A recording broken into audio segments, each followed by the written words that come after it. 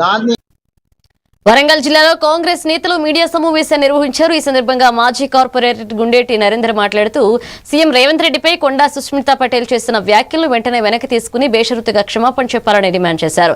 మంత్రి కొండా సురేఖ కారణంగా తూర్పు నియోజకవర్గ కాంగ్రెస్ శ్రేణులు ఇబ్బందులు ఎదుర్కొన్నారని ఆరోపించారు. మంత్రి పదవి నుంచి సురేఖను బర్తరఫ్ చేయాలని కోరారు.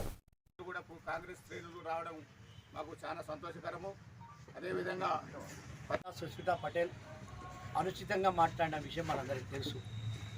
ఆమె ఎంత గర్వంగా మాట్లాడిందంటే, ఏం రేవంత్ రెడ్డి నీ కన్ను నెత్తికి ఎక్కినాయా? ఎంత పెద్ద మాట!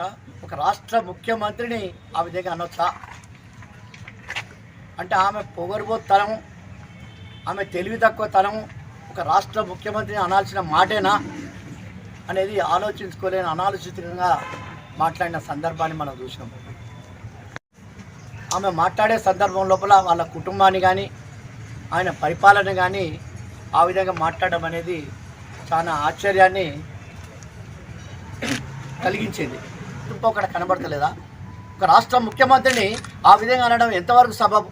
కాబట్టి ఇట్టి విషయం లోపల కొండా సుస్మితా పటేల్ బేషరతుగా క్షమాపణ చెప్పడంతో పాటు కొండా సురేఖ గారు నాకు సంబంధం లేదని అంటది. నీకు సంబంధం లేని విషయమేనా? కాదు కదా.